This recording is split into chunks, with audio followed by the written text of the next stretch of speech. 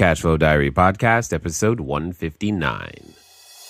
Welcome to yet another exciting episode of the Cashflow Diary Podcast, the podcast that teaches you insider tips, tactics, and strategies for creating leverage streams of cash flow into your life. Learn from top-performing entrepreneurs, business owners, investors, and thought leaders from across the globe as they share their secrets to success.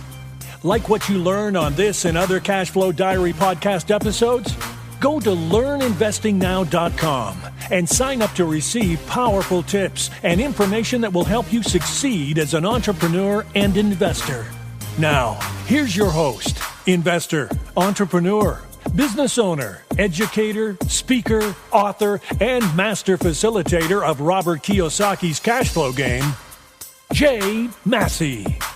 Hey guys, all right. So here's what we're going to do on this particular episode. It's been a while since we've done one of these, where many of you know that we have a special membership group where I do my best to help people get their first deals done. We've had a number of people raise their first bits of capital. We had some get some of their first transactions done, posting checks and all that good stuff. So we're going to give you in this episode a sneak peek of some of the things that we talk about in our weekly sessions. So I come on live just for them on a weekly basis to give them live answers to their questions inside of their deals, etc. And I just want you guys to be in on it. Now, the other thing to remember, I also needed to remind you guys of one more thing. We are shooting for this goal of getting more reviews. As you already know, you've been paying attention. You got that. And here's what we're going to do. We're now going to have a drawing every week for the people who leave a review that week. So if you leave a review within the next 7 days, the next time before we do another episode on Monday, that is, then what's going to happen is you're going to be entered into the drawing for that particular week. Obviously, we're going to be giving away a cash flow board game by the Rich Dad Company, and it's going to come all the way to you. Here's how you enter. Here's what you do to win. You just simply go to iTunes.com and leave us one of the written reviews. If you don't leave us a written review, I can't tell that it was you, so you can't win. Leave a written review. Here's the good news. Once you've entered, so the sooner you enter, you will always be entered every week. So right now we have the least number of people. There will always be the least number of people right now. So everybody who's already left a review will be entered. And if you leave a review, you'll be entered beginning now. And every week from now until we're done, you will have a shot at winning a cash flow board game. So go ahead and make that happen. Give us that 5-star and make sure that you get over to iTunes, leave that written review. And here's what I'm going to do now. I'm going to get you over to one of our Q&A sessions, and I'm just going to let it play. All right, peoples, welcome to another Q&A with Jay. I'm glad that you guys are here. You probably noticed a YouTube video at the beginning. One of the things I want to draw your attention to is if you go to the blog on the site, you'll see we're starting to produce, as you can see, we've got YouTube videos. So we're going to have 3 of those a week. We've got articles. We'll have at least 1 written article per week. And we will also have 2 podcasts per week. So we've got 6 different items of content, and I'm trying to, there you go, fit it all. Well, let me do this. There, nope, still got to string a little bit more. You got all 6 of those right there from the last week. You can see them, the 2 YouTube videos. You can see the 1 article right over here, and you can see the 3 podcasts. We're going to keep this up for you guys so that you're going to always be in the know, always have relevant content that's going to help you have the correct mindset and action set as you go out there to become bigger, better, badder investors. Just making sure that you guys stay on top of it. If you want to make sure that you receive notifications, it's easy. Just go over to the YouTube channel, which is, oh, that's funny, which is the Cashflow Diary YouTube channel. It's youtube.com/Cashflow Diary. Make sure you hit the little subscribe button on the videos, and you'll be completely fine. As I said, we will continually be adding more and more and more content to the videos on a 3 times per week. And you can see the replays of the Shark Tank recaps are also there as well. So just something to keep in mind. Another thing as a quick update, many of you were able to participate last week last week live, in the 8 Keys to Capital. We're doing a recap this week. At the end of this week, it's going to be gone. You won't have access to it. It's going to go bye-bye. So if you want to get a shot at watching it, now is the time to do so. You should be able to go over to the Facebook group. So it's very easy. If you're not a part of the Facebook group yet, you should be. Just make sure you click the community tab inside the training. So let me show you where that is, just as a reminder. You're going to go right over here. So you're going to log in, and when it comes in, it should say welcome to the Cashflow Core membership. You're going to click view community. When you do, it's going to take you over to Facebook, and you're going to click a button right over here to join. And when you do, you'll be able to see this particular posting right here. It should be pinned at the top for you so that you have the ability to watch it. You'll be able to click this link to watch the webinar recap. Again, it's 3 parts. You can watch all 3 parts because we are about to launch the 2015 Raising Private Capital Mastermind Group. I'm going to go out on a limb and say that you do not want to miss this, simply because this is the mastermind group that did put one person into their ability to quit their job from last year. I'm guessing someone's going to do that again. I don't know. Maybe there'll be 2 people. Woohoo! That would be great. But just be prepared to do the homework, and you'll be able to go out there and build your own investor database and make capital and things like that happen. So we're definitely looking forward to assisting you in that way. I just want to make sure that you guys know that you have the opportunity to go there, click the link to make that happen. As I've always, we've got the podcast being released every Monday and Thursday at 8 a.m. Pacific time. And it looks at, we've got 1, 2, 3, 4, 5-ish questions, plus whatever you guys are talking about in the chat room. Make sure that you type your questions in early so that I can make sure I see them and get that done. Awesome. So we've got one in the chat room, and which one do I want to do? Which one do I want to do? You know what? I'll do the chat room because it's probably easier. I approached an investor I know about being an equity partner for a property I am purchasing. He has had a lot of success in investing and basically rebuilding a small city in New Jersey. He liked the information presented, but his business plan is focused on investing in New Jersey. The property is not in New Jersey. He asked me to provide a write-up of the deal and send it to him to circulate with the investors he knows. Is there an investor property package format somewhere in the Cashflow Diary materials? No, specifically because the major issue is you can get into, okay, the rule is called solicitation. And that's what I'm always wary of and concerned about. By giving this person a package, if you will, it is possible, I'm not saying that that's what's going to happen, it's possible that the SEC could construe that as him soliciting people on your behalf for capital, which is a, forget which version of felony it is, but it is one of them. And so we've historically stayed away from producing those packages, you say. Now, it's not that we don't produce them. We produce them, but we want to be a principal in the transaction. He is not a principal. So I caution you against doing that. Now, the investor property package, it's in the Cashflow Complete course. We do it all the time. We have them readily available in terms of what, has been produced. My concern is you giving it to someone else saying, here, go shop. That's a really bad juju. So let's not start that habit. I hear where you're going, though. I like where you're going. The challenge is he's not a principal in the deal, and it could be construed as him trying to raise capital on your behalf. And I'm not saying he can't help you market. I'm just saying it's how it's done. It's just one of those gray lines that I don't like to cross. So that's why I'm saying what I'm saying. So I know that's not helpful, per se, or as helpful as you'd like it to be, but I've got to follow the same rules. And typically you've never seen me pass out an investor property package to anyone other than the persons I'm directly talking to and involved with, because I don't want people trying to pass out here. if I talk to an investor and then that investor happens to pass that along to other people, I can't prevent him from doing that.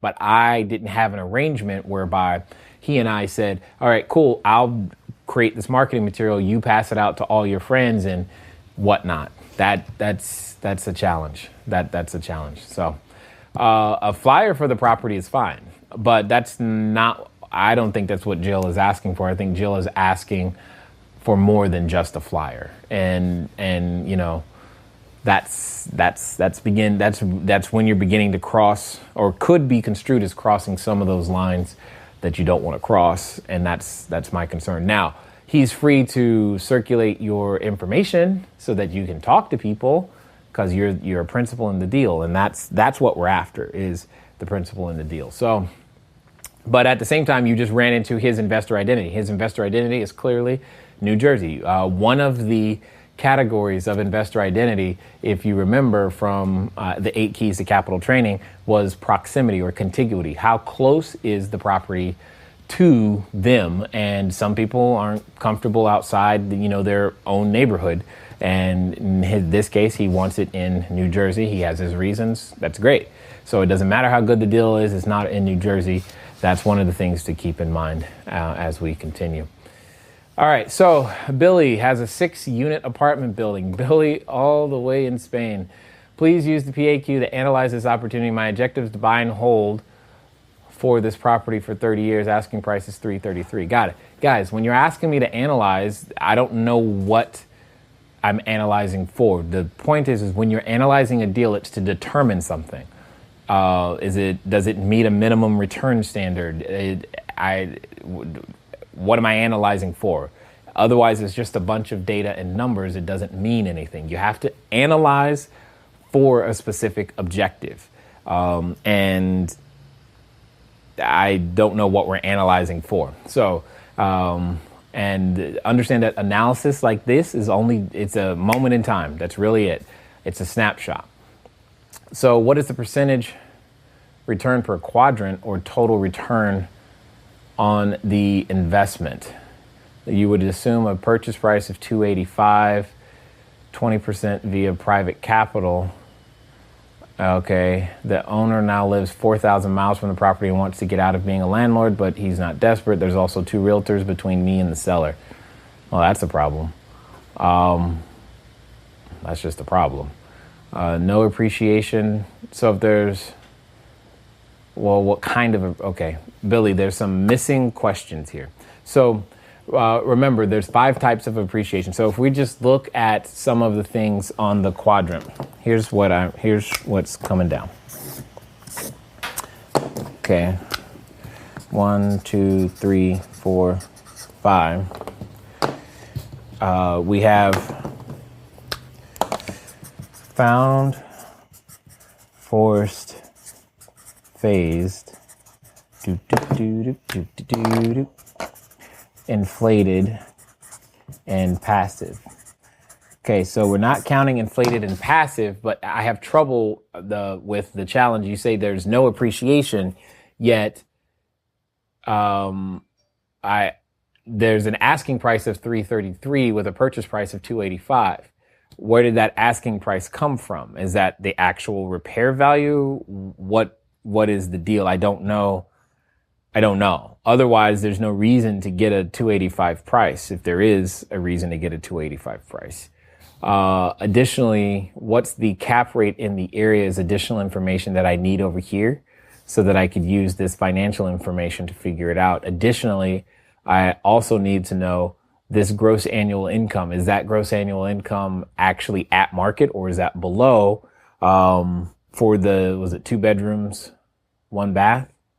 And the 1 bedroom, 1 bath. I need these broken out per unit in order to be able to determine that. Same thing with the taxes. I'm guessing $8,000 a year. That sounds a little expensive to me for something this small. I would like to know the square footage of this particular building in order to complete the information that you're asking.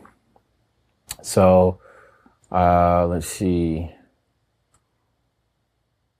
And then this 20% private capital, okay, that's how are you structuring that private capital? Where do you want it to be?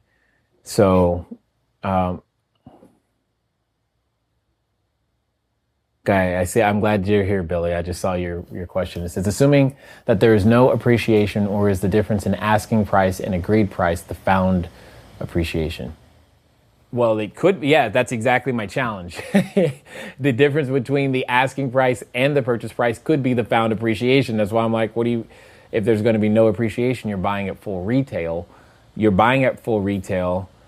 There can be no forced or phased appreciation, meaning by that definition, this $57,000 of gross annual income has to be market rent, the max market rent possible. So that's the other thing. And there also this has to be max market rent, 100% occupancy, no improvement from the management side whatsoever. Your operating expenses at $39,981 have to also be the lowest they could possibly be. This is why this is tough with the no appreciation, because if that's the case, why would he sell? More importantly, why would they sell at a discount? And more importantly than any of that is, why would you buy it? What are you actually buying it for if not to add some value? So we've got both of those things, especially with the private capital. Okay, 20% private capital. All right, is that going to be quadrant 3 money, quadrant 1 money? Where is this private capital? And then when you ask for a total return on investment, remember this, a return on investment is relative. There's a return on investment to you. There's a return on investment to the private capital. There's a return on investment for the deal in and of itself. And who is it relative to? So, I mean, all of those things have to be considered in terms of the analysis. And part of your biggest challenge out of everything that you've written here is that not the 4,000 miles, it's the 2 realtors, is how are you going to satisfy their desire for commission when you're negotiating seller financing? I don't really know. But those are all the things. So I also find it curious that you give me the water and sewer, insurance, maintenance, and other expenses. And those do not add up to the $17,000, $595 that you're showing here. So I don't know. I'm like, if that's total annual expenses, why did you take the time to break out these and not the others? Because if so, then there's some numbers missing. There's some just numbers missing. So there's just more additional data that's required in order to get to where you're trying to go. So hopefully that helps. All right, Jeff's got a question. Finding plenty of deals that fit the initial go, no-go formulas. However, I'm not getting very far after speaking with the agent to get to the pain of the seller. Can you provide some guidance? Absolutely, Jeff. Stop talking to agents. That's the guidance. You want to talk to the seller directly. Talking to the agent, good luck. We don't buy from, remember guys, we don't buy from agents when we're wholesaling deals or when we're trying, especially single family. We don't want to buy from agents. We want to buy from the seller directly. We find problems, not properties. Properties that are listed are in the retail marketplace. That's just like going to the store. You're trying to go to the store on a day where they're not having a sale and you're asking for a discount. That's an uphill battle when you go through a realtor. What you want to do is you want to talk to them before it gets to the realtor, and you got to find the problem and get that person to say, hey, cool, why don't you sell it to me? Why don't you sell it for me instead of me dealing with the realtor? That's where you are. That's what you're looking for there. Realtors are a challenge. Yes, no doubt. It was copy and paste from the MLS, got it, and realized that I need a bit more. Yeah. Most of the information on the MLS is completely, horribly, either A, inaccurate, or B, incomplete, because most of the realtors don't buy real estate and don't know what they think. Hey, I have a real estate license, and if I tell you all these smart sounding things, that's all you need to know. And the answer is no, it's not. I need more information, and that more information is usually information they do not have, which is again why I prefer to be seller direct. However, this is a multifamily situation. They should have the information, but they probably don't, because it's only a 6-unit building, and a 6-unit building is typically owned by someone who just tried to go from single family to multifamily and they're just dipping their toe in the water, that type of thing. So it's a little mom and pop operator, which may be posed. That's part of the risk in this situation, by the way, is you may have to work around inaccurate or incomplete documentation. But a bigger challenge is the fact that you got two realtors in the middle, and I don't know how you're going to absorb commission and still do seller financing at all. Unless they're offering it. If they are offering it, then that's good. If they're not offering it and you think you're going to be able to negotiate seller financing with two realtors in the middle, I want you to record those phone calls so that I can hear them, because that's going to be really, really awesome to see you make happen. Let me see. Susan or C fluff to make it look better than it is. Yeah, that's absolutely true, Susan. I was wondering when someone was going to ask that question. Hey, Sep, how are you? Glad you're here today. All right, so well, just let the cat out of the bag. Sep is asking, Jay, why are you considering California CRE, commercial real estate, is what he means by that, by the way. And I've actually been on the phone talking to some brokers already. Specifically, in my realm of fantasy, I'm actually looking for a movie theater. That would be really, really awesome, I think. But if I can't buy a movie theater, we're not really sure what we're going to buy, but the intent is we're going to syndicate capital, create an opportunity for people to pay in some California commercial real estate and have some fun with it. I'm waiting on a few more listings. I've got some ideas. I want it near Orange County. Why am I now considering it? The rules are different. The short answer is the rules are different. I can actually run a business without too much government intervention, per se, and no matter how you slice it, we have great weather, we have good water, meaning the beach, and because of that, people are always going to be here. Where people are going to be, they're going to need a place to shop and eat. And remember, real estate is live, work, play, or lay.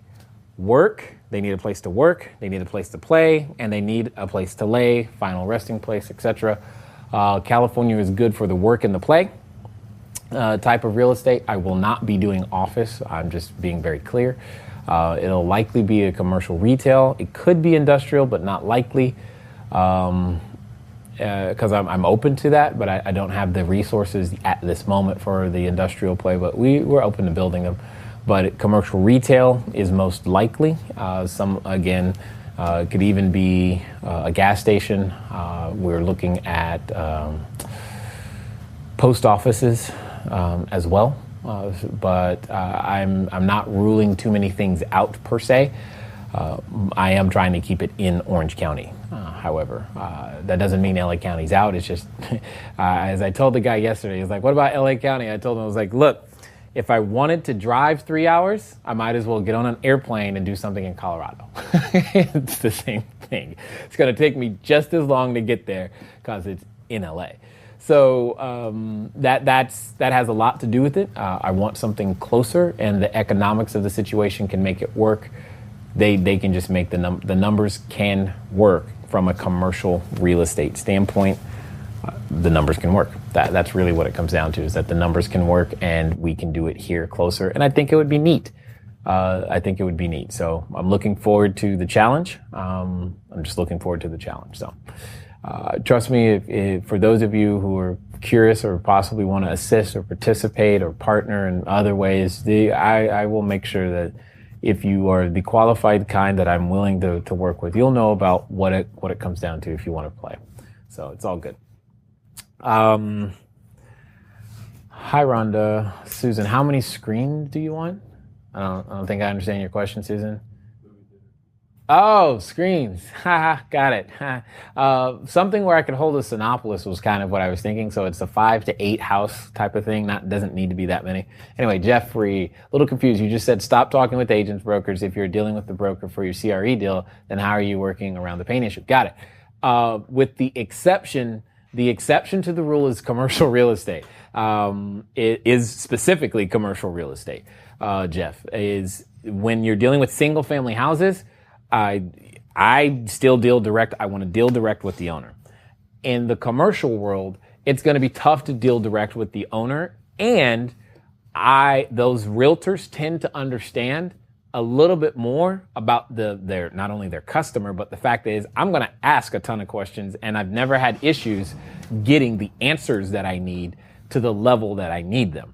Plus, they're already trained in and more open to things like seller carries and creative structures and exchanges. Those realtors tend to have a little bit more education in that space, and they understand about carrying their commission and doing all kinds of creative things. So they're less of a roadblock because their education level is a little bit higher, which is great. So we don't have that same struggle to be able to structure a deal. They've been open to some creative structures. I mean, you even hear of agents taking things in lieu of their commission, carrying notes on their commission, negotiating seller financing on your behalf, all kinds of stuff. So that's the kind of the point I'm making there. So yeah. What do I mean by less regulation in California? Okay, got it. What I mean is eviction. Just the process of eviction for a commercial tenant is different than the process of eviction for a residential.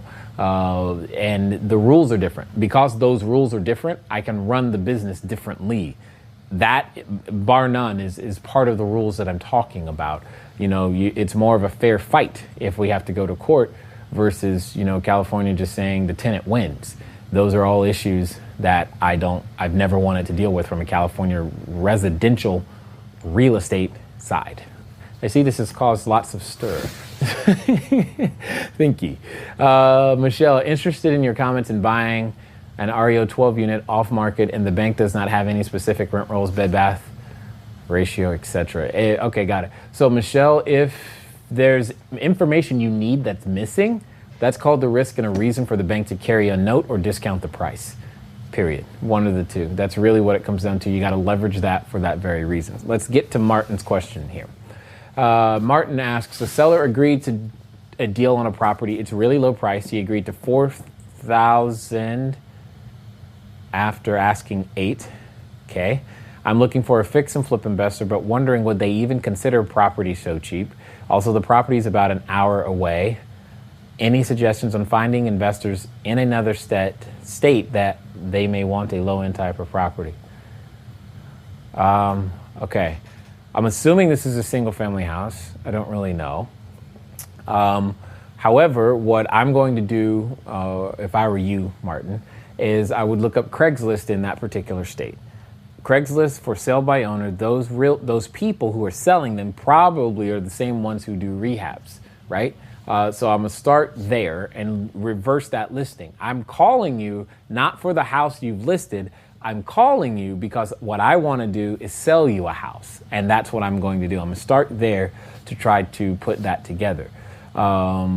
Additionally, there's nothing wrong. Would they even consider property so cheap? Got it. I can't give you a guarantee for an investor identity I don't know. So you've got to begin to build a database of people to find out. I don't know what the appetite for the market is in that area for a property of that kind. So does that mean that they wouldn't? We don't know, and you will never know. Nobody can tell you until you start asking people, do you want to buy this? So you've got to be willing to take the risk. You can't get a guarantee this is definitely going to sell until you know and take the temperature of the marketplace, which is why I always want you guys to find houses for buyers, not buyers for houses. Because you got to get the buyers and interview them to find out what they would buy so that you can feel reasonably confident that you have someone on the other end. That's what I would prefer you guys do.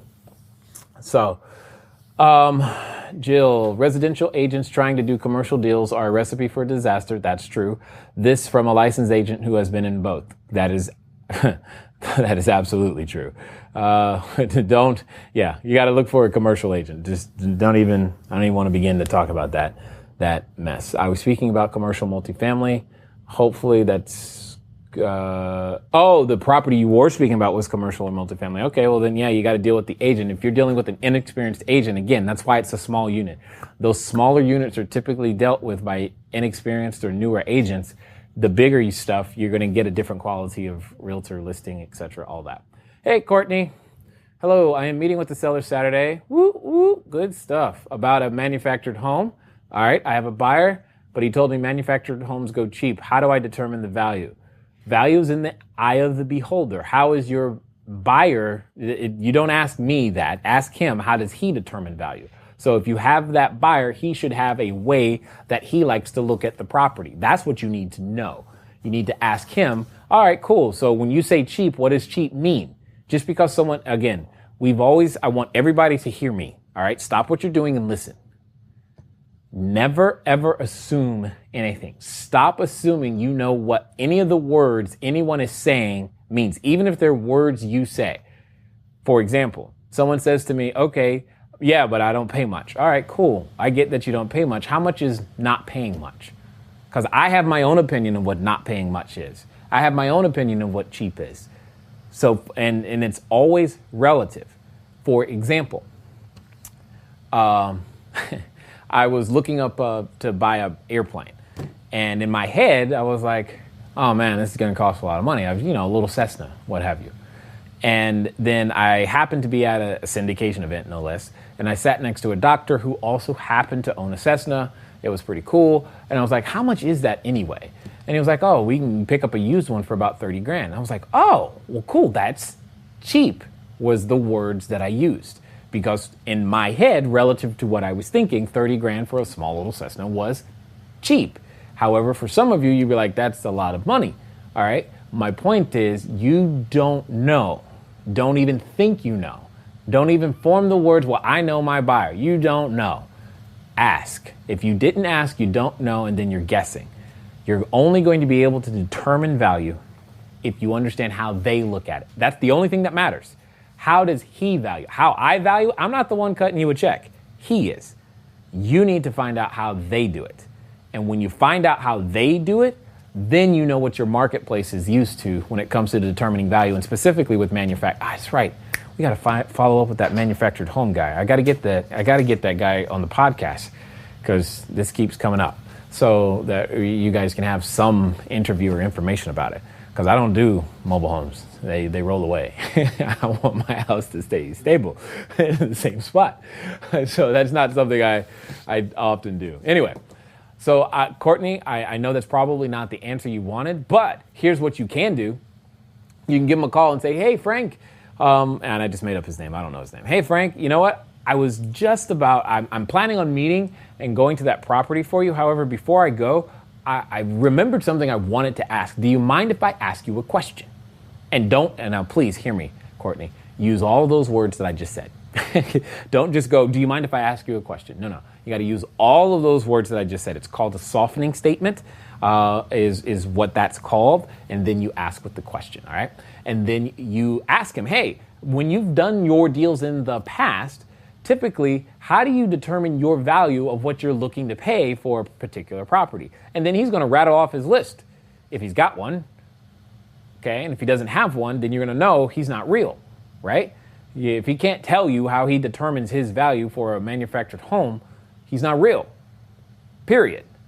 And then you want to find out, okay, so for the last 5 transactions you did, what did you pay on average for the coach, or did you buy the coach and the land? Did you buy them separately? He's going to have his own answer. You've got to find that out so that you can become a professional information gatherer and make that happen. Hopefully that makes sense. What did she say? Airplane, I want to be on your level when I grow up.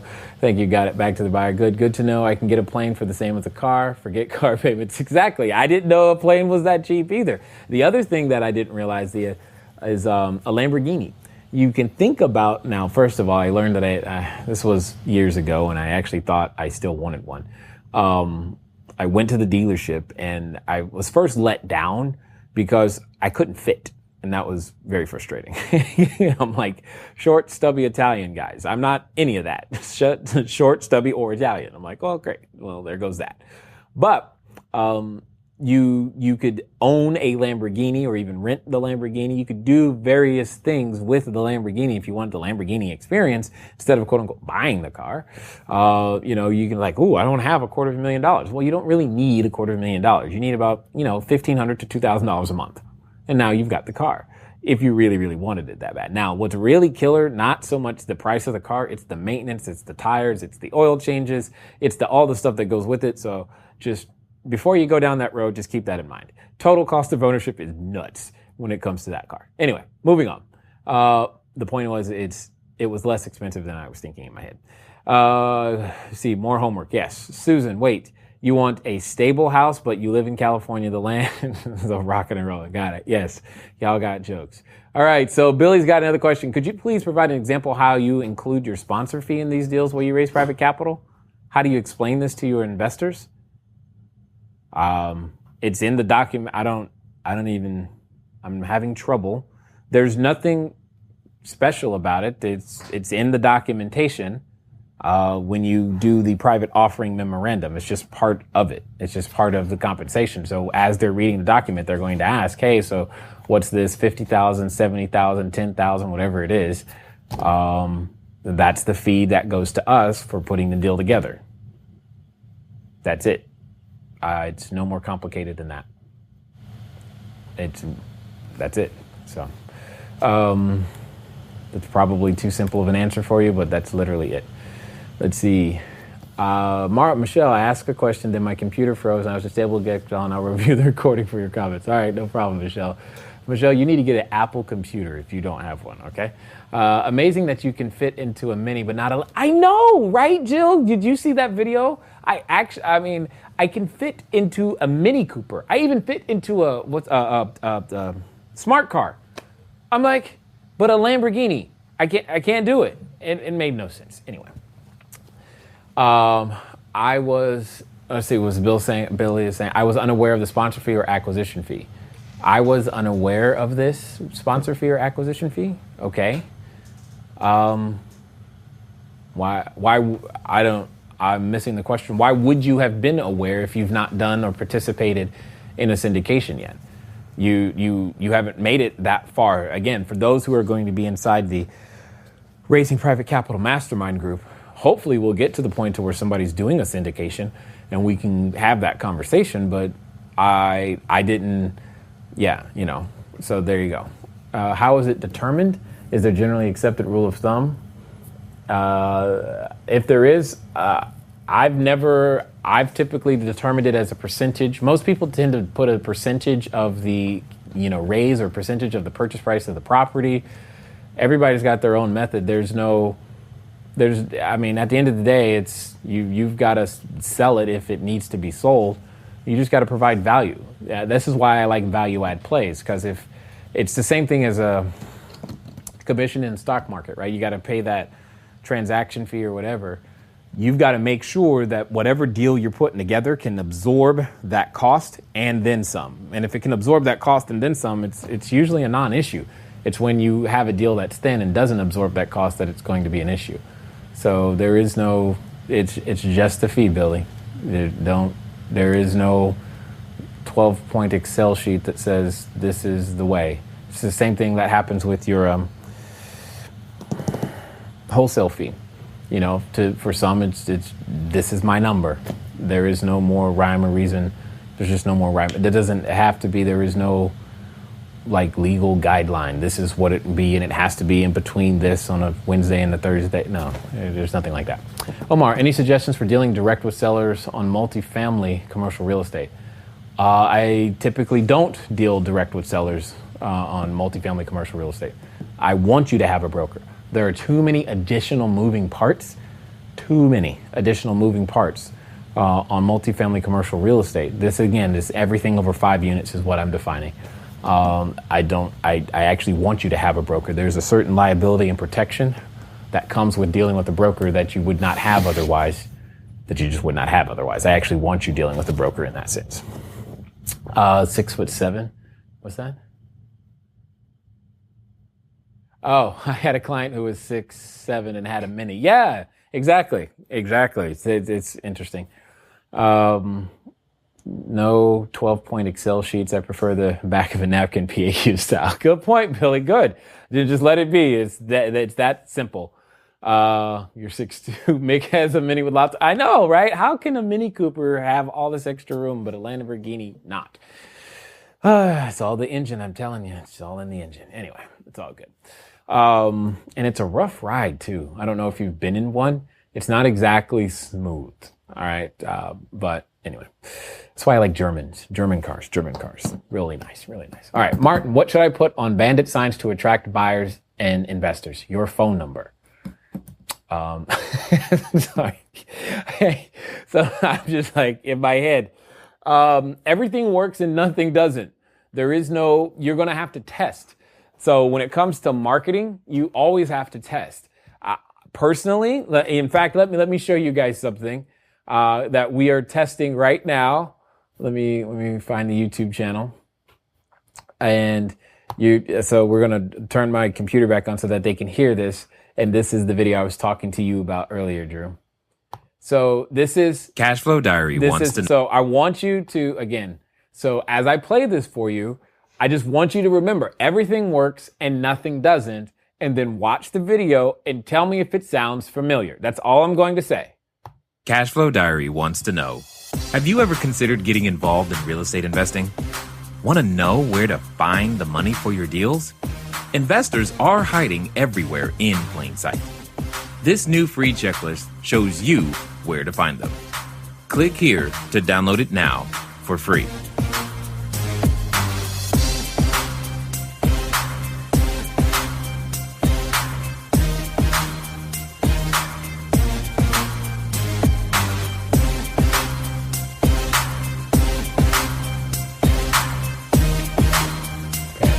I just love that song. Anyway, here's my point. You could put that on a bandit sign. Have you ever considered getting involved in real estate investing? It's the same thing that I've always said to start your stuff with.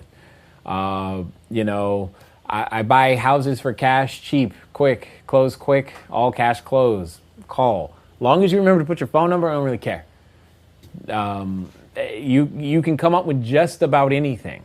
The question is what are people going to respond to? That's what you put on there. And so I can give you that starting point, but you've got to test. How many phone calls do you receive per sign? That's going to be your measure. If you put out 200 signs and you only receive 500 phone calls, then okay, now you know.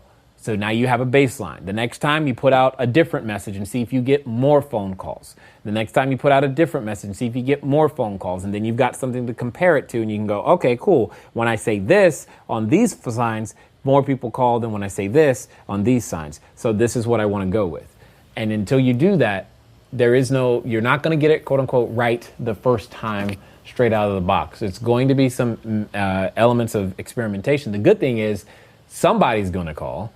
Now, you really know you messed up if nobody calls, but that's not going to happen. Somebody's going to call. Even if it's only code enforcement, somebody's calling, right? So it doesn't really matter. The point is somebody's calling. And that's what's important, is you got to put something out there to begin to generate a number, and then you iterate, you compare that to the next one, and you compare that to the next one, and you compare that to the next one until you land on what works. What I can tell you, though, is have you ever considered getting involved in real estate investing? Works in many different formats. As you saw, I put it on a video. I put it on Facebook posts. I put it on little LED signs, and you can look at Lead Machine for more of those ideas in terms of what to say and where to say it in order to make that work. The point is everything works and nothing doesn't. Tattoo it on your forehead. Put it doesn't really matter. It is what it is. All right, so what's this? What's going on? Oh, okay, Hunt. I love that video, short to the point, fun too. Yes, thank you, Sandy. I hear that music in my sleep, no doubt. We do love that song. Like the video, Rhonda is laughing at, what did Elizabeth say? Thanks. Say, Michelle, usually in the Lamborghini dreams. Got it. So here's the point. When it comes to your marketing, I don't care really how you start. I've given you what I've relied on to start that has worked the most in most situations. And as you can see, I'm still using it. I used it on Facebook. I've used it now on YouTube as we're migrating to having both of those going. I'm using it everywhere. I use it at networking events. I'm using it because it works. But that doesn't mean I'm going to stay there. If I find something that could also work in a different format, I'm going to test and tweak until I get the results that I'm after. And that's part of what this whole entrepreneur thing is about. Testing and tweaking and being willing to take the feedback your marketplace is giving you. But I can give you great places to start. Great places to start. So hopefully that helps and that makes some sense. Those 10 words have so much power. Yeah, it's only 10 words, but it's when used in that order together, they really make a huge difference, especially when you're using them with the proper intent to actually create a result that generates, the business that you're looking for. Have you ever considered getting involved in real estate investing? Who would have thought what those words would lead to? The difference is I've said them in various different forms, be that online, offline, video, Facebook, email, blah, blah, blah, more times than you. That's it. I've just said it a whole lot more than you have. And because I've said it a whole lot more than you have, we've generated a whole lot more results. And that's it. There's nothing else. There's nothing else that's different between the two, is that I've just said it more and to more people in many different forms. And the more times you say it and the more different forms you say it, it continues to produce results. I mean, there's millions of people on Facebook. I think I did some research last night. There's 160 million unique visits to Facebook per month, and the same on YouTube. It's 320 million unique visits. That's a lot of people. You don't need that many people in your database to make your business work. But if you can get your message in front of some of those people, that would be also good. Same thing in your local marketplace when you go to your networking events.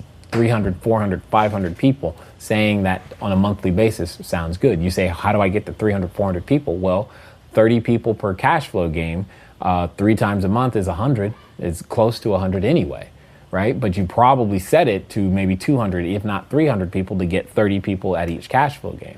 You can do these things. It just takes focused effort and work to make them happen.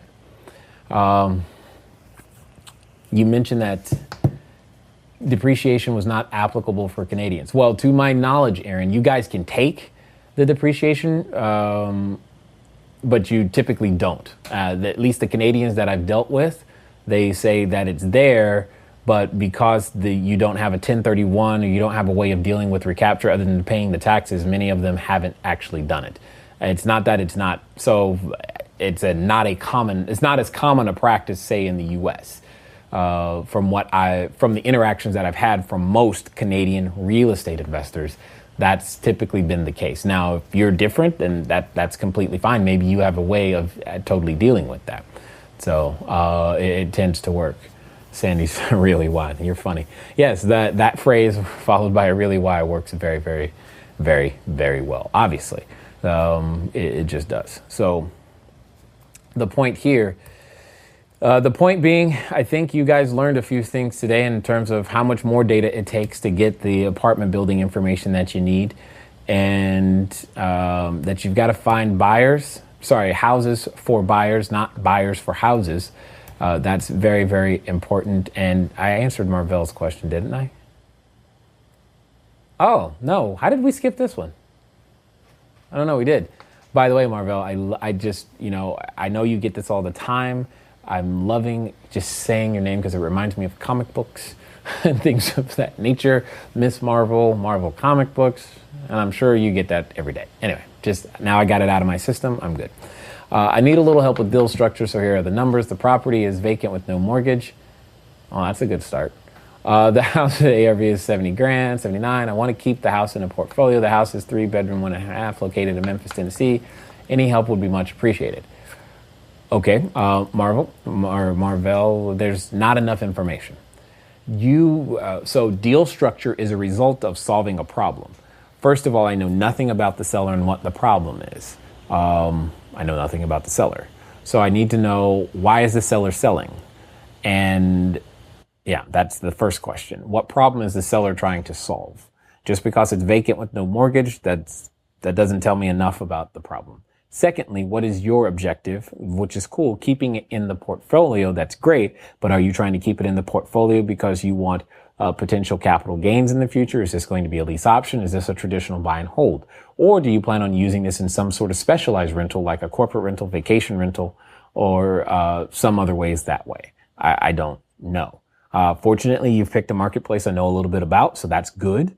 However, knowing the zip code would totally help me clear this up, because right now at 79,000, I'm thinking you're dealing in, it could be Midtown, but I don't know, where you are, in the marketplace. And if so, then that's great. And, or it could even be certain, maybe it's Bartlett area. I don't really know where the house is. So I've got to understand that. I also have to understand your investor identity and the investor identity of the person that you're looking to serve here. So there's a number of things that are missing in order to be able to give you an appropriate answer. So hopefully you watch this, send in the question again with some more of that information that will totally help us, including rent, and, rent amounts and all that other things. Or is this a fix? I can't imagine it's a fix and flip, but yet you give me the numbers for ARV. I don't really care about ARV if you're fixing and flipping. If you're renting the house. ARV is great. And then as far as deal structure also goes is, are you trying to use private capital? Do you have the cash yourself? Is that cash in a retirement plan? Or is the person who has the cash in the retirement plan? As you can see, there's a ton of questions, a ton more questions. So, probably want to review some of the materials and deals at discounts as well as capital creators.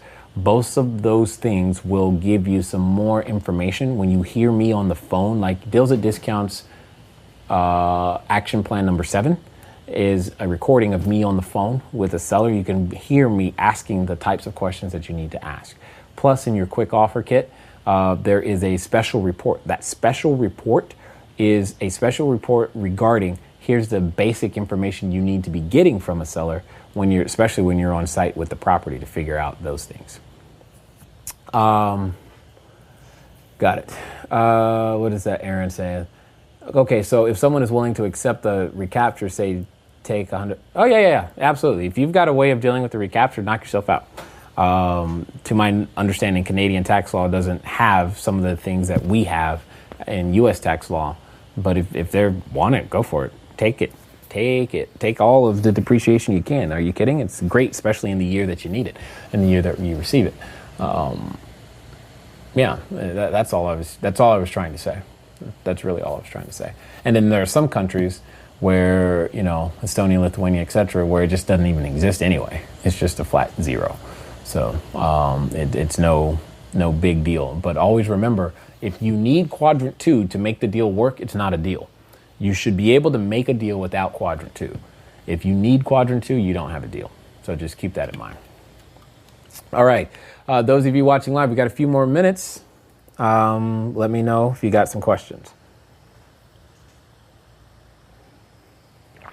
With the sample quad 2, it's not a quadrant 2 contract. It's basically the documentations of some of the ways that we've done properties. I know Jacob's been working on redacting them so that it's sanitizing, however you want to look at it. Those documents. I know he's been working on that continuously. It's like 150 pages he's got to go through. I would love to have something to take to the lawyer. I hear you. Jay, how quickly will this Q&A be available to watch again? You said a few things I want to see and hear again. I have no idea how quickly they're made available again. Do you, Drew? I have no idea. I have no idea. Yeah, I have no idea. Soon. Soon. So that's the best I can tell you. Just always keep checking, not the live, the lesson library. For those of you that are Cashflow Core members, that's one of the benefits you get is you do have the ability to come back and watch them again and again and again and again. If for some reason you haven't heard my voice enough and you'd like to hear it some more, and you want to hear the content over and over and over again, and it helps you to get those questions answered, please continue to participate because that's exactly what we would love for you guys to do. Again, as a reminder, we have the 8 Keys to Capital recap currently available. It won't by the time we meet again on Q&A with Jay, it's going to be gone. So if you want to watch it, now is your shot. If you want to join the mastermind group, now is your shot. Don't be like, hey, when you're doing this again, the answer is I don't know. I may not do another one because I typically haven't repeated a topic in the same year. I just typically haven't done that. We've already gotten requests for like a buy and hold mastermind and a marketing mastermind regarding generating leads and all that type of stuff, like how we do what we do. So, and that's on top of everything that we were already planning. So the idea of don't count on I'll catch it later, unless you mean later is like next year. That, that's a reasonably safe bet. Don't go, oh, I'll get it next time. Otherwise, because there may not be a next time, simply because we typically only do that subject once per year. And this is that subject this is that time. So there you go. This would be your shot at making that happen. Again, you can make sure you're in the Facebook group. You'll be able to do that. Jay, how are you looking to structure the commercial real estate deal in Cali? I have no idea yet. Remember, structure is, you don't come up with the structure. The structure is the solution. It's not the problem. It's not what you start with. So I have no idea what benefits we're going to be giving away or keeping. I don't know. I won't know until I begin to deal with the actual types of properties, because they all have different financial characteristics.